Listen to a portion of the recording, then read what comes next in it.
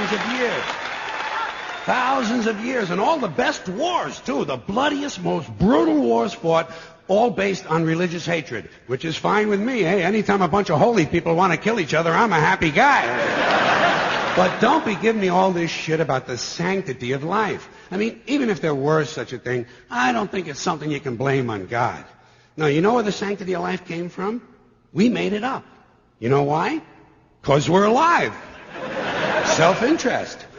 Living people have a strong interest in promoting the idea that somehow life is sacred. You don't see Abbott and Costello running around talking about this shit, do you? We're not hearing a whole lot from Mussolini on the subject. What's the latest from JFK? Not a goddamn thing. Because JFK, Mussolini, and Abbott and Costello are fucking dead. They're fucking dead.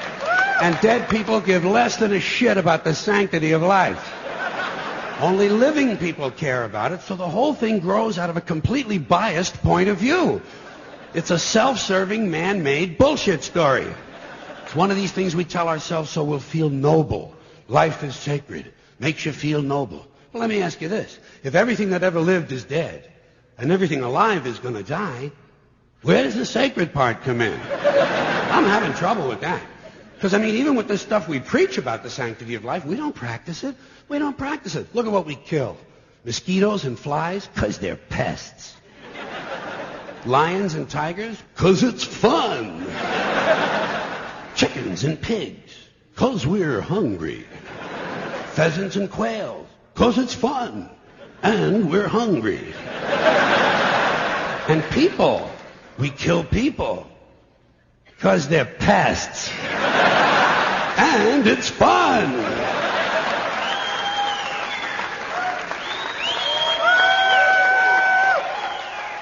And you might have noticed something else. The sanctity of life doesn't seem to apply to cancer cells, does it? You rarely see a bumper sticker that says, "Save the tumors." Or "I break for advanced melanoma." Ah, viruses, mold, mildew, maggots, fungus, weeds, E. coli bacteria, the crabs. Nothing sacred about those things. So at best, the sanctity of life is kind of a selective thing. We get to choose which forms of life we feel are sacred, and we get to kill the rest. Pretty neat deal, huh? You know how we got it? We made the whole fucking thing up. Made it up. The same way. Thank you. The same way we made up the death penalty. We made them both up, sanctity of life and the death penalty. Aren't we versatile? And you know, in this country now, there are a lot of people who want to expand the death penalty to include drug dealers. This is really stupid. Drug dealers aren't afraid to die. They're already killing each other every day on the streets by the hundreds. Drive-bys, gang shootings, they're not afraid to die. Death penalty doesn't mean anything unless you use it on people who are afraid to die. Like the bankers who launder the drug money. The bankers who launder the drug money. Forget the dealers. You want to slow down that drug traffic, you got to start executing a few of these fucking bankers. White, middle-class, Republican bankers. And I'm not talking about soft American executions like lethal injection. I'm talking about fucking crucifixion, folks. Let's bring back crucifixions, a form of capital punishment that Christians and Jews of America can really appreciate. And I'd go a little further. I'd crucify people upside down. Like St. Peter, feet up, head down. And naked. I'd have naked upside-down crucifixions on TV once a week at halftime of the Monday night football game. Halftime. Monday night.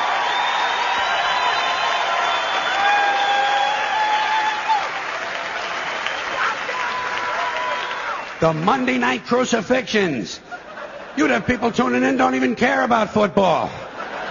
Wouldn't you like to hear Dan Deerdorf explain why the nails have to go in at a certain angle? And I'll guarantee you one thing. You start executing, you start nailing one white banker per week to a big wooden cross on national TV, you're going to see that drug traffic begin to slow down pretty fucking quick. Pretty fucking quick. You won't even be able to buy drugs in schools and prisons anymore.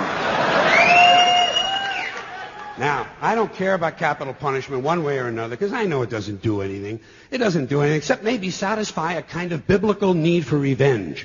You know, if you read the Bible, you see that it's full of retribution and revenge. So really, capital punishment is kind of a religious ritual. It's a purification rite. It's a modern sacrament. And as long as that's true, I say, let's liven it up a little. I honestly believe if you make the death penalty a little more entertaining and learn to market it correctly, you just might be able to raise enough money to balance the stupid fucking budget. Balance the stupid fucking budget. And don't forget, the polls show the American people want capital punishment and they want a balanced budget. And I think even in a fake democracy, people ought to get what they want once in a while, just to feed this illusion that they're really in charge. Let's use capital punishment the same way we use sports and television in this country to distract people and take their minds off how bad they're being fucked by the upper 1%. Now, unfortunately, Monday Night Football doesn't last long enough. What we really need is year-round capital punishment on TV every night with sponsors. Gotta have sponsors. I'm sure as long as we're killing people, Marlboro Cigarettes and Dow Chemical will be proud to participate. Proud to participate. Balance the stupid fucking budget. And let me say this to you, my interesting Judeo-Christian friends, not only do I recommend crucifixions, I'd be in favor of bringing back beheadings. Beheadings on TV, slow motion, instant replay. And maybe you could let the heads roll down a little hill and fall into one of 5 numbered holes.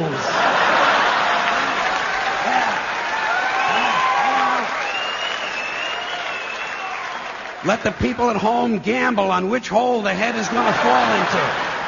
And you do it in a stadium so the mob can gamble on it too. Raise a little more money. And if you want to expand the violence a little longer to sell a few more commercials, instead of using an axe, you do the beheadings with a handsaw. Hey, don't bail out on me now, goddammit.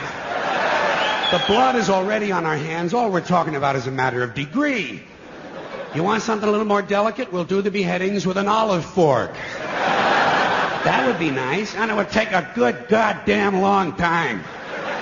There's a lot of good things we could be doing. When's the last time we burned someone at the stake? It's been too long. Here's another form of capital punishment. Comes out of a nice, rich religious tradition. Burning people at the stake. Sponsor, Bridgeford Charcoal. And you put it on TV on Sunday mornings. The Sunday morning evangelicals send us an offering, praise Jesus, human bonfire. You don't think that would get big ratings? In this sick fucking country? Shit, you'd have people skipping church to watch this stuff. And you take the money they send in the offerings and you use it to balance the budget. What about boiling people in oil? Boy, those were the days, weren't they? You get the oil going real good, you know, a nice high rolling boil, and then slowly at the end of a rope, you lower the perpetrator head first into the boiling oil. Huh? You talk about fun shit. And just to encourage citizen participation, you let the mob in the stadium control the speed of the rope. Good, clean, wholesome family entertainment. The kids will love it. The kids will love it. And at the same time they're enjoying themselves, we're teaching them a nice Christian moral lesson. Boiling people in oil. Sponsor, Crisco. And maybe instead of boiling all these guys, every now and then you could French fry a couple of them, you know? French fried felons. Dip a guy in egg batter just for a goof, you know? Kind of a tempura thing, huh? Jeffrey Dahmer never thought of this yet, did he? Jeffrey Dahmer, eat your heart out. Which is an interesting thought in and of itself.